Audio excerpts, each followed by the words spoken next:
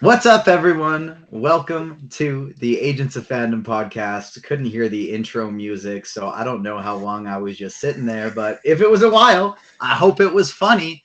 Shout out to our Twitch viewers hanging out live in chat right now. My name is TJ Zwarich, editor-in-chief of the agentsofFandom.com, and of course, co-host of this lovely podcast. I am joined by my good friend. It says Grogu on the Skype stream, but I know his real name. We missed you last week, but he's back. Garrett Blaney. And it was so relevant that I just went, Grogu tonight. But yeah, I'm doing great. I freaking loved that The Mandalorian is back. It was a great episode, and hate that I didn't get to talk about Ant-Man last week, but I know you guys did a fantastic job of covering that without me. But yeah, I'm happy to be back talking about Mando and talking about Star Wars and hanging out with you, buddy. I'm excited as well. I think it's hilarious that we got Damon in chat. He had a joke prepped for my typical intro script, and then I just didn't read it today. I went with a different intro, and I absolutely ruined his joke. And anytime I can ruin a Damon joke, it makes me very happy.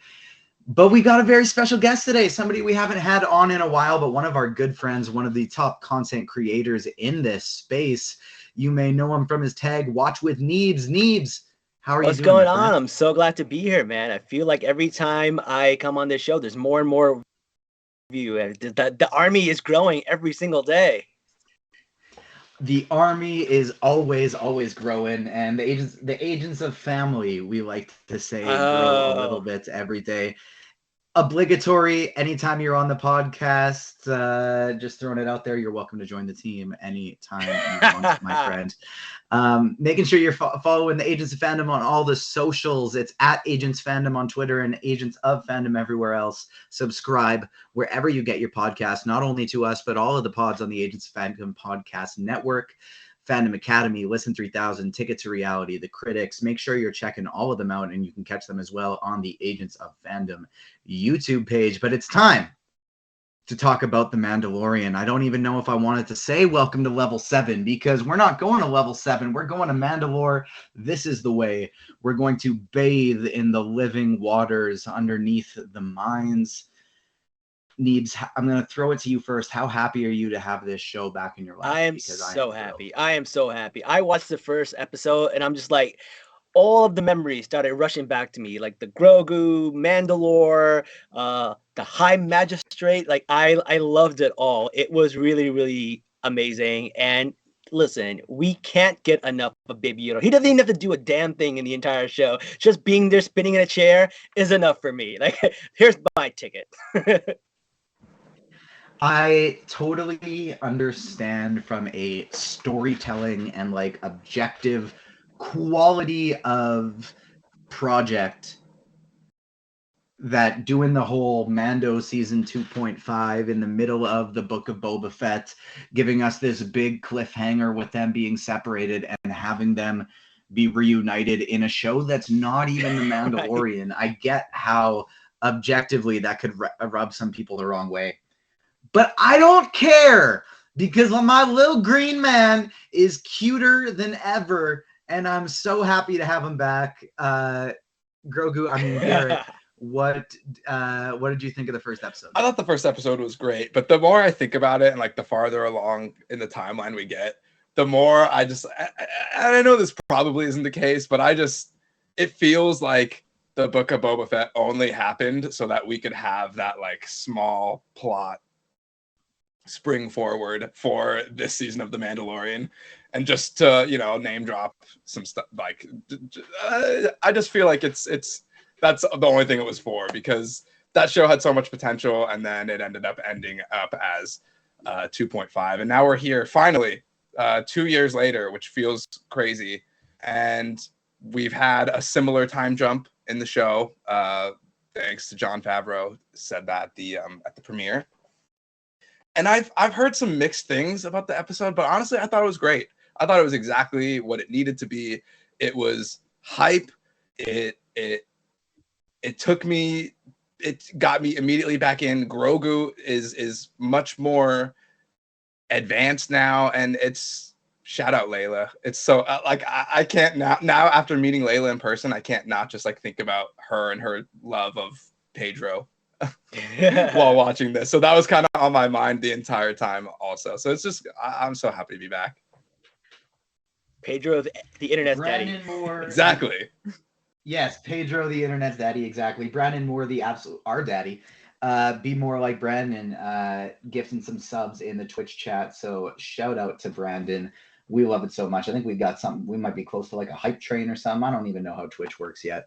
But thank you to everyone who is tuning in on Twitch.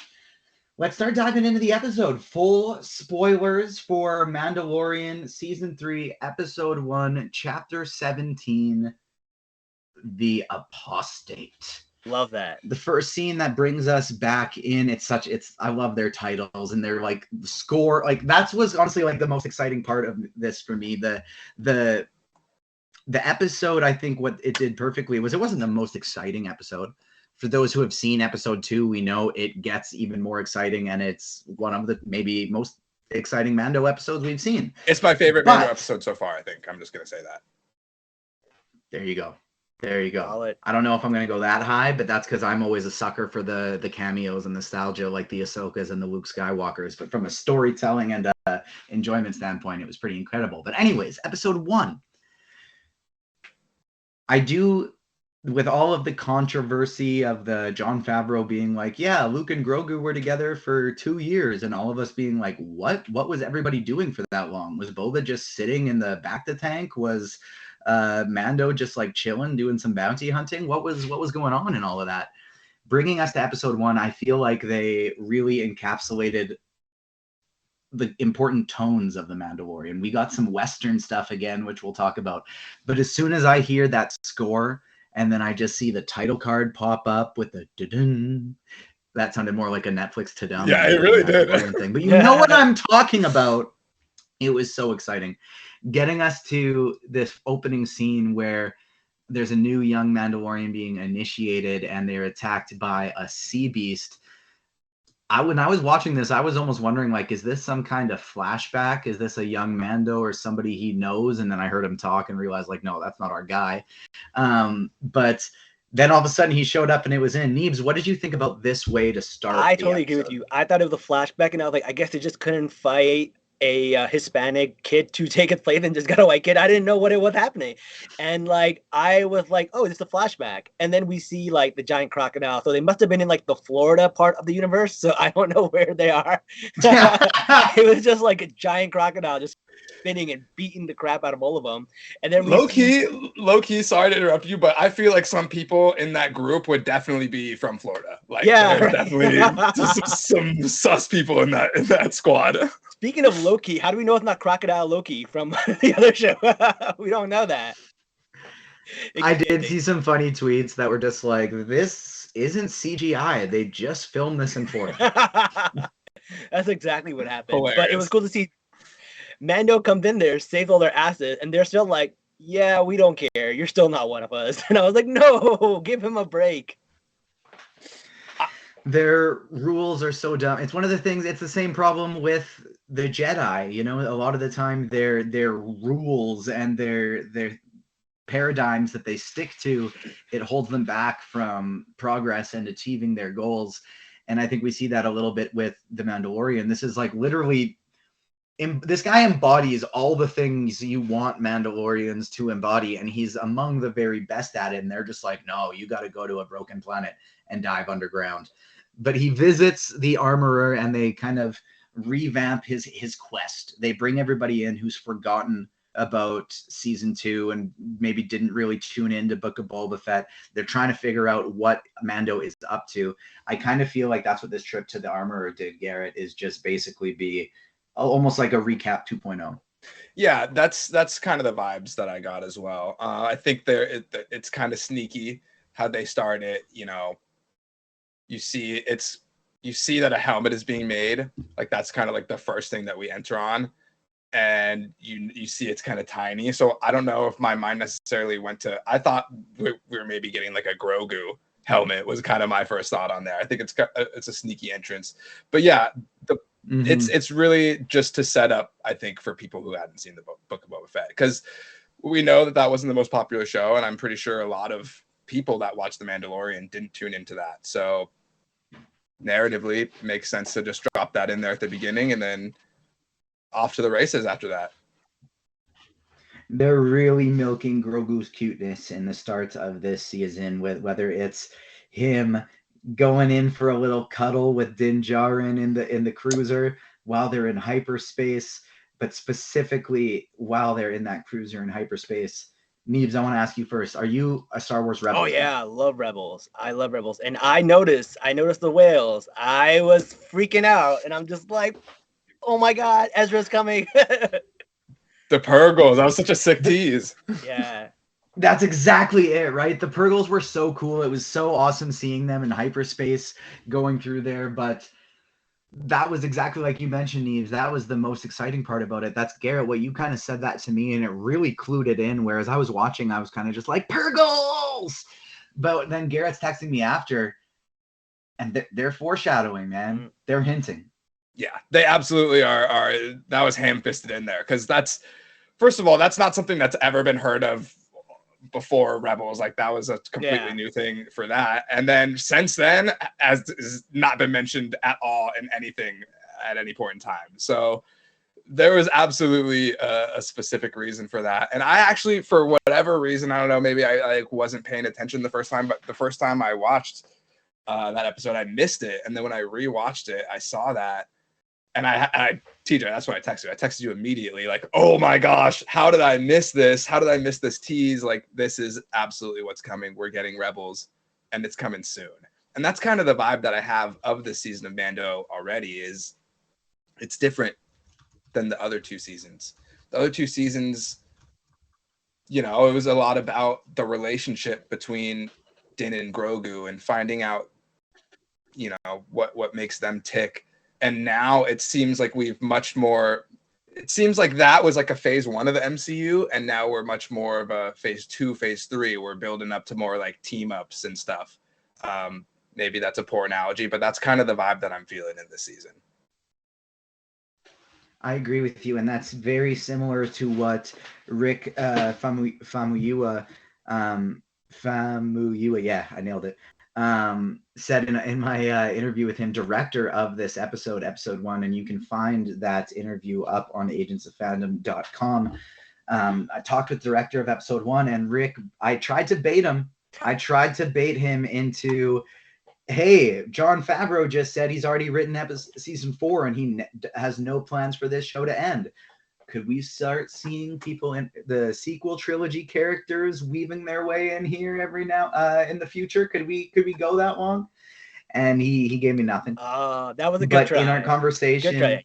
It did. I thought so, and I was just like, that was, thank you. It was some of the best masturbating I've done, and he didn't buy it. He was having none of it. He said, "Go do this somewhere else because I don't want it to be done in front of me." And you can go watch TJ's masturbating on the agentsofandom.com, by the way, in case that wasn't clear. Agents of Fandom, Agents of OnlyFans is back and in action. What was I talking about? He did mention, to bring this back from a wholesome, thank you, Adam. Two of the best producers in the game, Ruben Rapalda and Adam Blevins in the background. And Adam is always ready to pop in and tell us we're being idiots and also give us some good takes. Wholesome.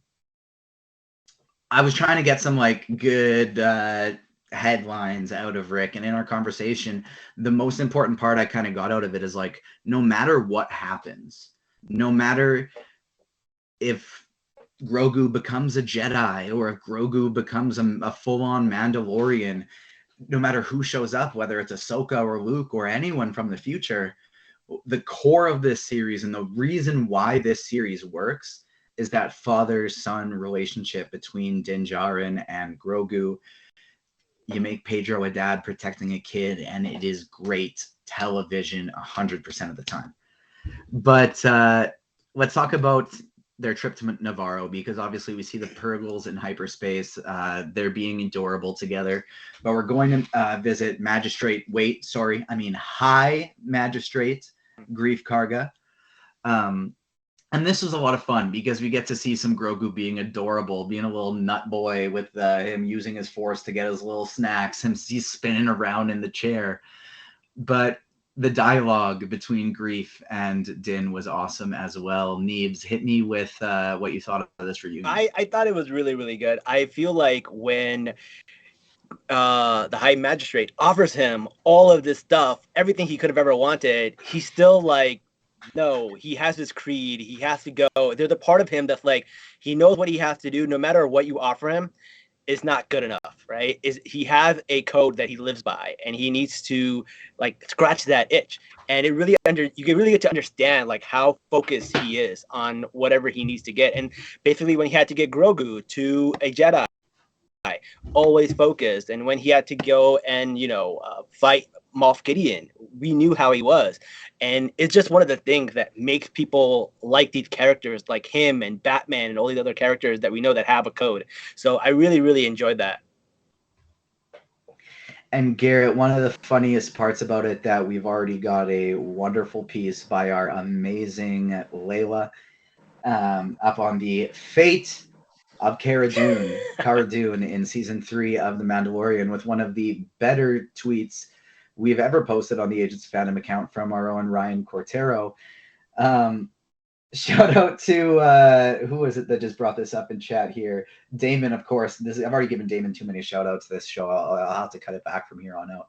But Damon brought up a great point. Navarro's looking pretty good since Cara Dune left. And it's almost as though you embrace progress and positive morals, and your society just flourishes.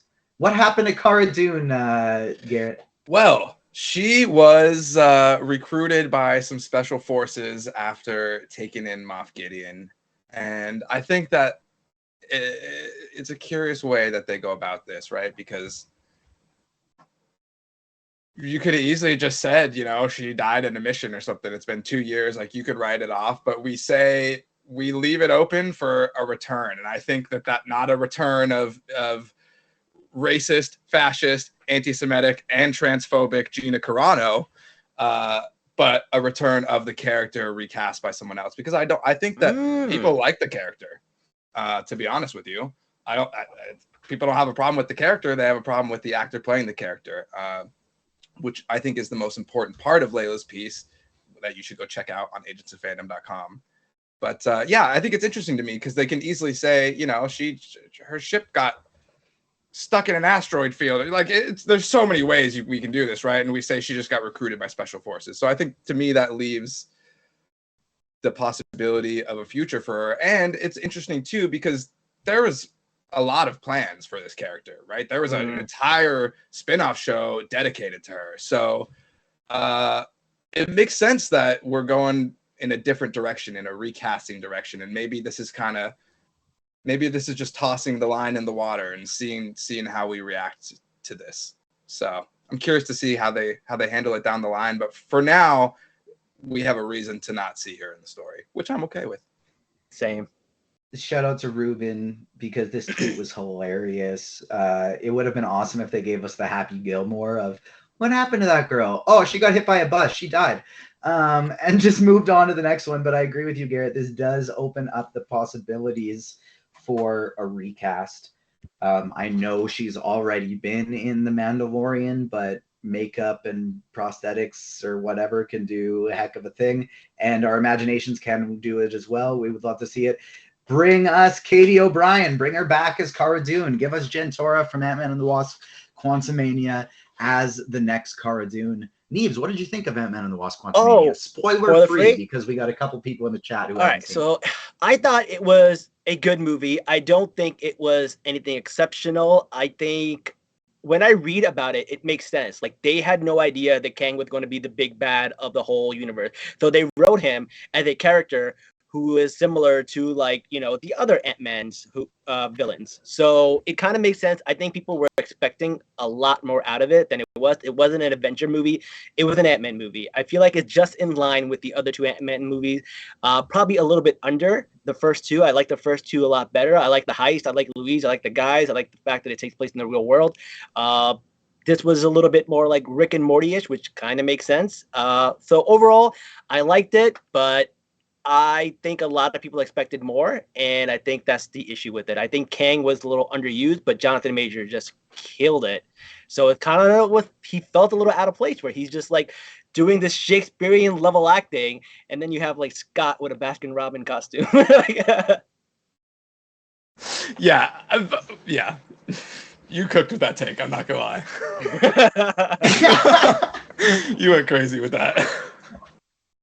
Popping back to The Mandalorian, I love just when the pirates invade here, the little Western feel we get to it. Like our guy Grief Karga, he's still got it. He's been keeping up his shooting practice. That remind me of like in the song Forgot About Dre, where he's like, what, you like don't think I got guns anymore? Yeah. I'm not going to try and rap it word for word just so I don't screw anything up. But he's like, you don't think I got guns anymore? Like, you know who I am? That's what that scene reminded me of when Grief Karga just like pulled it out, shot the guy's hand. Like that was a warning. What'd you think, Neil? I loved it. And just for the record, like I am so excited that the pirates are here because I'm hoping we see Hondo. That's going to be amazing. Bring that in. I can't wait. The pirates are always really fun when you go to the Clone Wars and all these other shows like Rebels. So I was really excited. I like their little Mexican standoff where they're just like all three of them there and they shoot all the pirates. Definitely a fun part of the show. And you see them let him go, like let him go. We'll see. And then you see how that turns out to be a bad idea. But I love the fact that the High Magistrate is like, well, you know what? This is the school now. This is not a place to do business. And like, I have these new morals. I am going to abide by them. This is not the place that you thought it was. This is going to be a new utopia of like, you know, fresh ideas and diversity and all that stuff. And you got to see a lot of that. They even have a C-3PO, which is a protocol droid, which they don't usually have in other planets unless there is trading being involved because it's a droid that translates for you. So that means people from different worlds are coming to this place to trade. And it's flourishing. So I thought it was really cool how they said all of that without having to say any of it. Yeah, and I also love the other line too of from what is his name? I think it's Vane, the pirate. His name is Vane. And he says, you know, you paid us to do like atrocities inside that building. I think that's important for him to mention too, because that's true. But that doesn't mean that we can't have this growth and this change and this development, which is what happened. So it's important that we see, you know, the magistrate stand his ground on that. And I love every aspect of that conversation. And then just real quick, shout out anyone who has seen Cocaine Bear, but the shooting of the hand gave me Cocaine Bear vibes. I won't spoil anything else, but if you've seen it, then you know. Oh my God, you just made me think of something. So you just mentioned Adam Sandler, and you just mentioned the shooting of the hand, and we were talking about Carl Weathers. What if that crocodile was a crocodile from Happy Gilmore? No! Then he finally got what he deserved. Wow. Put it all together. Finally. Wow. This Mandalorian episode was really just Happy Gilmore 2 in space. And we didn't. Adam, let's mark that down for a little clip here. Let's get that clip because it's all connected, people. Disney owns the world building in this show is insane. Next level. Yeah, truly unbelievable. With this scene, like this episode, and it does really, this kind of style really leans into episode 2 as well. So we'll talk about this more next week. But Gary, you brought up a great point when we were texting how a lot of this feels like a video game. It's like we go here, we have our big conversation, and then we're on to the next world. There's a battle at each of the places, and that gets picked up in the next episode. But I really felt that in this one as well. It's like, all right, we start our mission at the armorer. We have to fight a big crocodile. We boss go battle. And we see the next. Oh, yes, it's boss battle. Exactly. We go to our next world. Mission. Grief Karga, boss battle with some cool space stuff in between. Like, it's really feeling like a video game, and I'm not mad at it. Yeah, it's like you have to get this item to go to the next level, and that's what he's doing. He's getting that memory chip. Exactly. Yes, exactly. And honestly, if I do have one kind of story qualm going into the next episode, it's such a small thing. But the one thing I want to say is just like notice in this episode how particular he is about his droid, which makes sense. That fits the story, right? He hates droids except for that one who saves his life, so this makes sense. But something that bothered me a little bit going future is just like, let's keep that energy, man. But anyways, let's keep this spoiler free. Real quick to touch on like the video game aspect, kind of. Nope, I lost my train of thought. Keep going. Well, I was just texting something to you to ask a question because I didn't even know this doesn't help. Ugh, Neebz, throwing this back to you, my man, because I'm curious kind of what you would like to see from this season in terms of direction, not necessarily just like cameos and stuff like that, but we go Armorer, then we go to Grief Karga and Navarro, and then it's off to see Bo-Katan next. This very much is seeming like I'm assembling my squad for the finale, kind of like we've seen in the past. What would you like to see unfold in this season of Mandalorian? I think my favorite part after Bo-Katan. I think my favorite part is just exploring more of the Mandalorian lore. Like, I just find it so fascinating how there's different factions, how some of them, have these beliefs where they can't even take off their helmets. Other beliefs do. And it's really interesting because I come up from a culture that is very much like that, like not taking off your helmet is very similar to not taking off a hijab that Muslim women wear. Then there are different madhabs, which are kind of the same as like different factions of the Mandalore. So it's really funny when the more I learn about the Mandalorian culture, the more I see it related to my own culture, and I love that. It's so exciting. Even the bath in the rivers and stuff like that. There's very similarities that we have in our culture. And it's just really, really interesting. Like, where are they getting this from? And I'm just like, it blows my mind every time I watch this. And we talk a little bit about it on my podcast.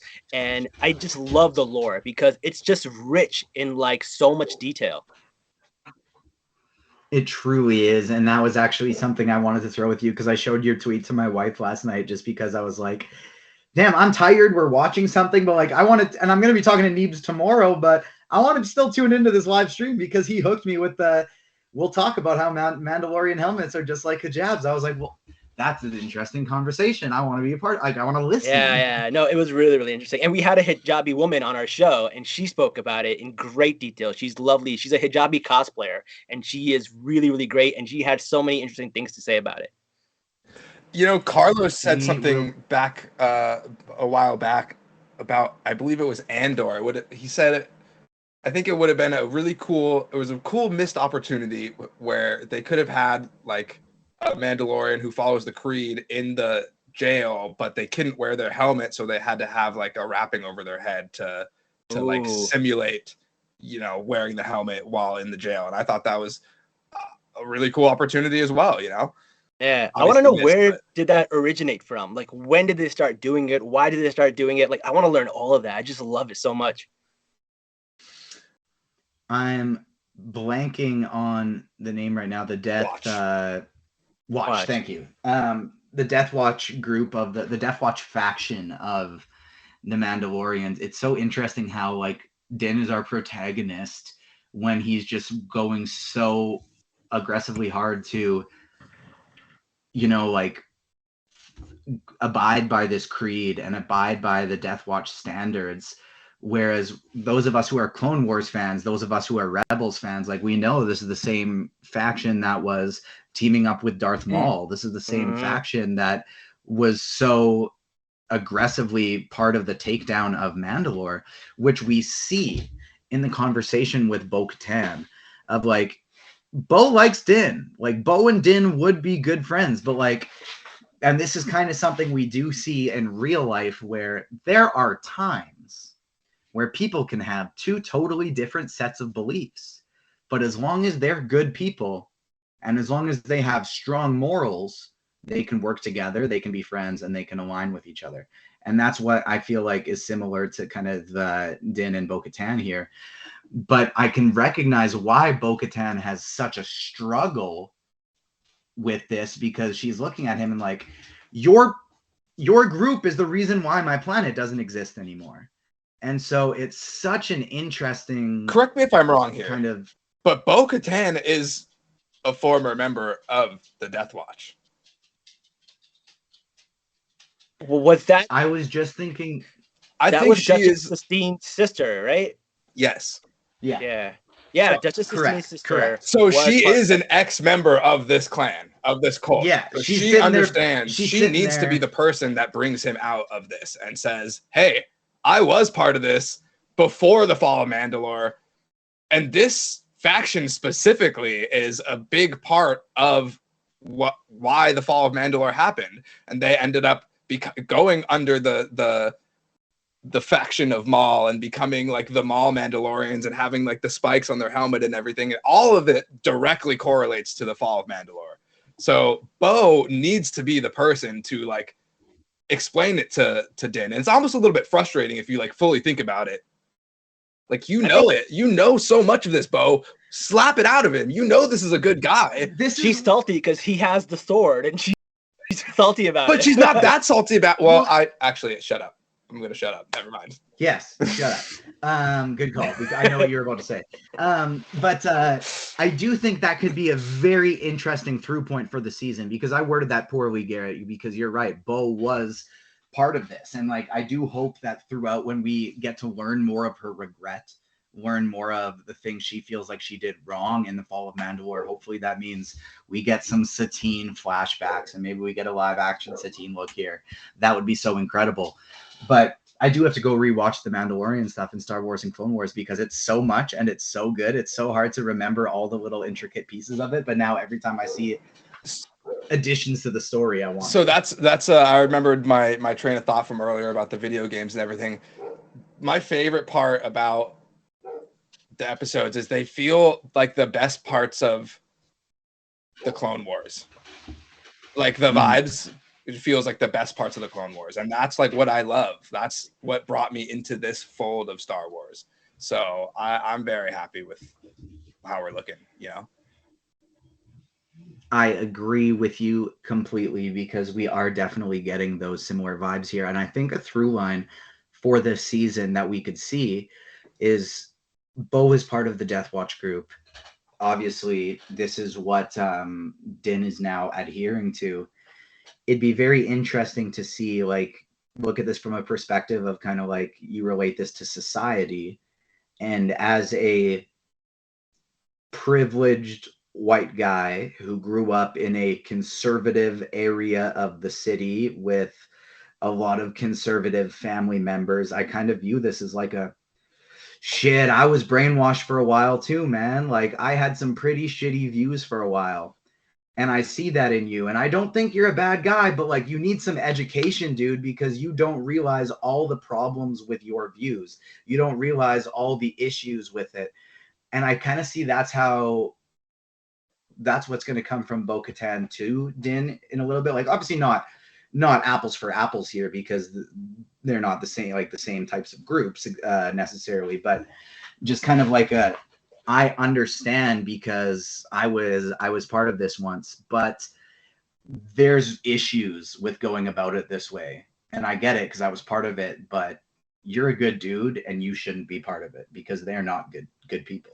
Yeah, and it's even deeper than that too, because you know the history of it, right? You can explain it from someone. Like, he asks the armorer, "Hey, do you know this person?" And she says, "I do know this person. This person was a former ruler of Mandalore, came from a great family, like a very big history."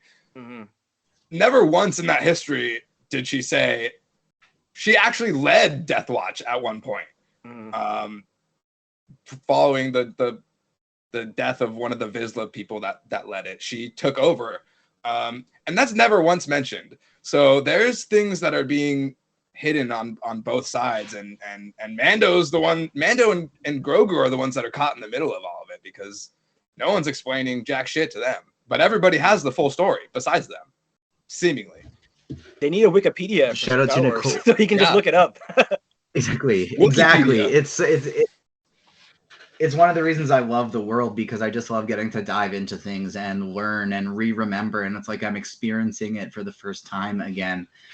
Shout out to Nicole Drum from comicbook.com, who was on the pod last week when we were reviewing Ant-Man and the Wasp: Quantumania. She wrote a great piece about how the MCU handles grief and the exploration of grief in the Marvel Cinematic Universe. And I do think we are going to get that exploration from Bo-Katan's character throughout this season. Is we're going to learn a lot more about her. We are going to learn, I mean, those who haven't seen Clone Wars, those who haven't seen Rebels, I think are going to get to learn a lot of things from Bo-Katan's perspective as she's explaining it to Din Djarin, and it's going to fill in some blanks for the people who hasn't seen Rebels, and it's going to rip our hearts out for those of us who are big fans.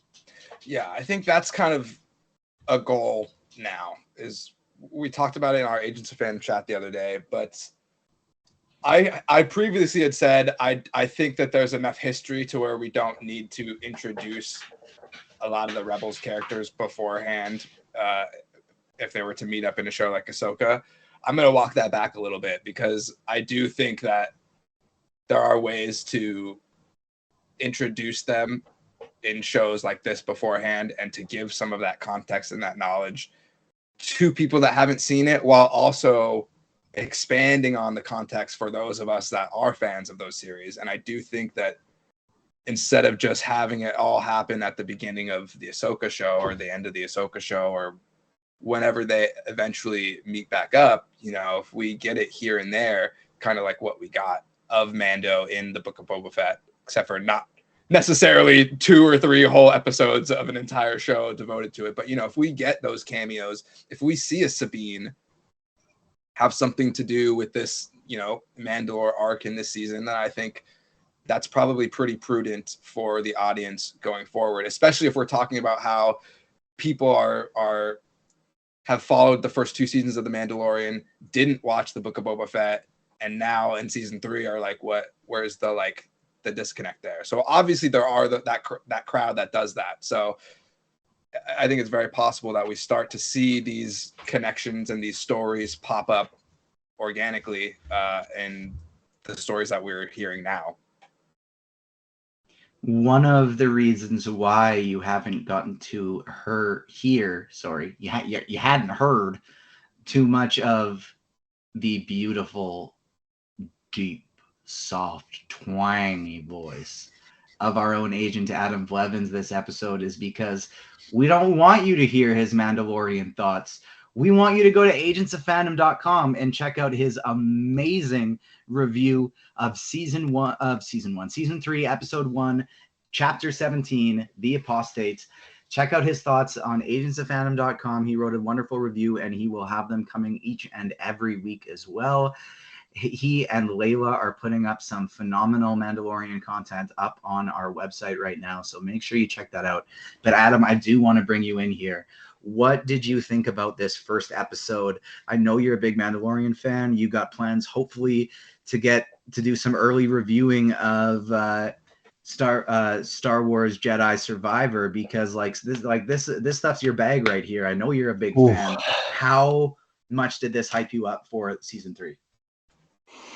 Oh man, it's hard for me to really go into it too much, because so much of what I'm really enjoying came out of the second episode, which we obviously can't talk about. But you guys have pretty much hit on everything that I could possibly say, and I could just go make the rounds. Whichever one of you earlier, I've been paying attention to chat so much, said it just felt so familiar, and just like, I think it was you, Neebz, that said it's just like being home again. It's just like walking back in through the front doors and just being home. It's just pure comfort. I love it. And to me, this show, the standards and the expectations that I have of the show are so low, because to me, I care so much about Mando and Grogu.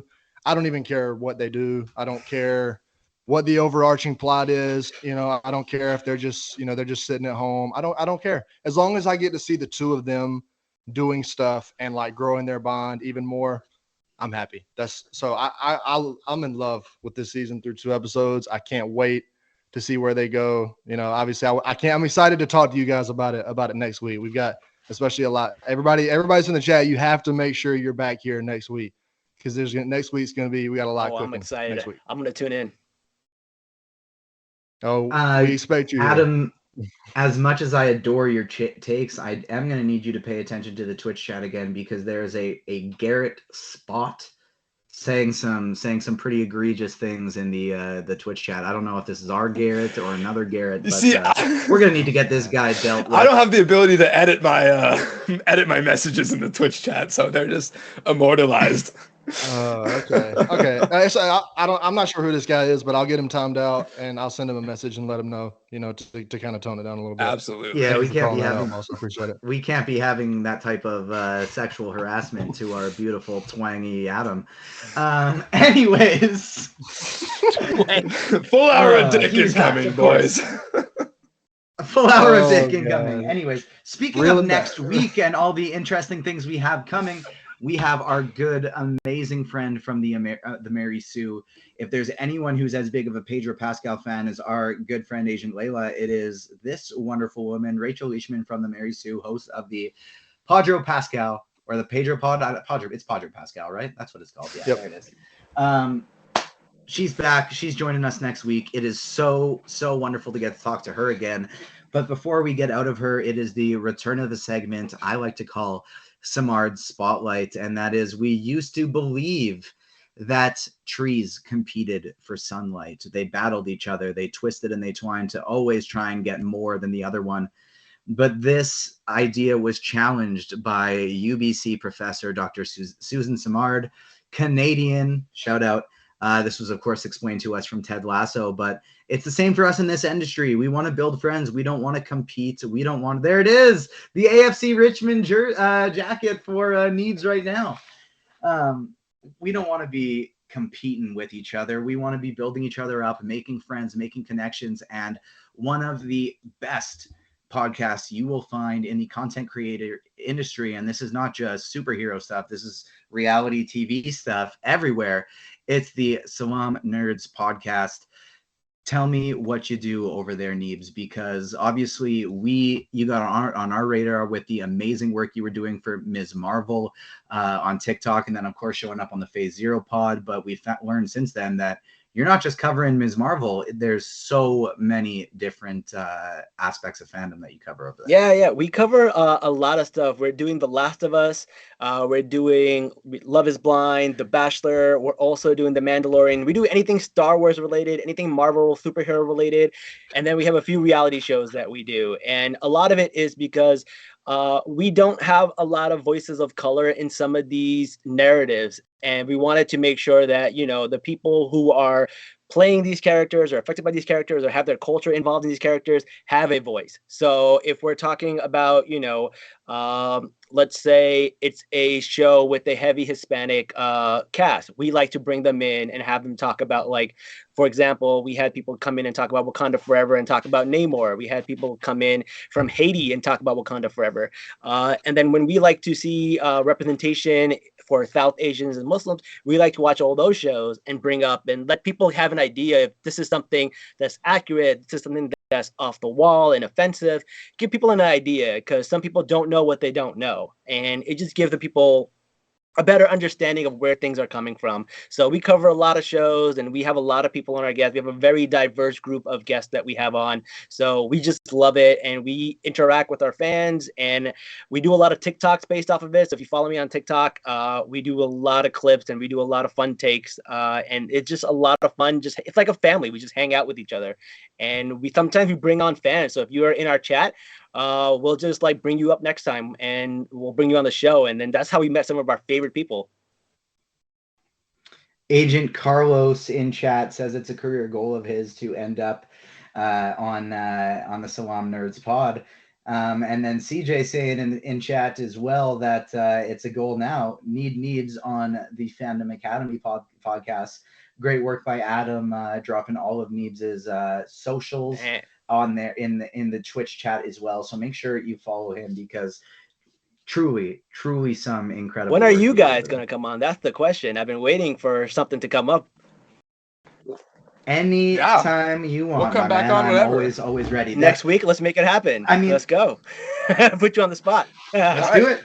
Let's do it. Anytime as long as it's like after 7 p.m. Eastern time, I'm pretty much always free unless we are doing Our this. shows are So, always 10:30 I'm p.m. 10:30 p.m. every time Eastern time. So you should be good. in. All right, pencil us in. 1,000% All in. right. Another because I mean one of the things that makes your pod so special is exactly what you said, bringing representation into things. So who better than two more white guys into this space? But I'm gonna bring in the Canadian representation. Let's do it. And on that note, I do think it would be a super incredible connection, and I would just love to sit and listen to conversation. So we're gonna have to be in touch for next time, whether it's Ms. Marvel or anything. She can really geek out about anything. But remind me, I got to put you in touch with our friend Anjali Bhamani so you guys can link up for another conversation. Yes. As well, because we just saw her out when we went to Cali the other week, and she's just the kindest human ever. So we just got her. I talked to her the other week. I watched the episode where you guys had her on. I appreciate the shout out there too. Yeah, and so you guys are gonna have to like link up. I brought her up to you. I brought you up to her, but we actually have to make the connection happen because you're both so great.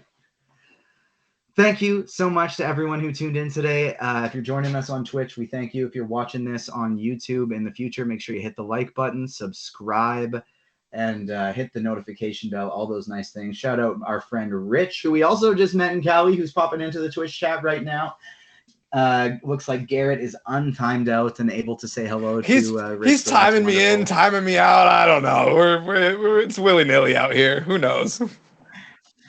I just finished my I was setting up Neebz, and Neebz is giving some great insightful stuff from what the Salaam Nerds and I'm just does, and then I look at the Twitch chat and I see Garrett has been timed out for 500,000 seconds. Yeah, he timed me out for a couple years there. I think all I did was say I love you to Mo, so that's kind of racist, Adam. That's kind of sus. That's a little sus, buddy.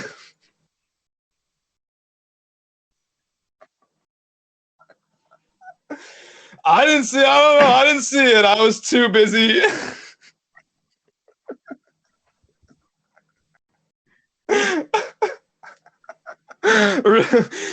If you think for a second that Ruben's coming onto a camera, that's why we brought you in, man. Is because we need somebody who comes on in the camera to come in every now and then. We try to have a 3-person owners meeting with Ruben, and it's just me and TJ looking at each other, and then the voice of God coming in, being like, "I did this.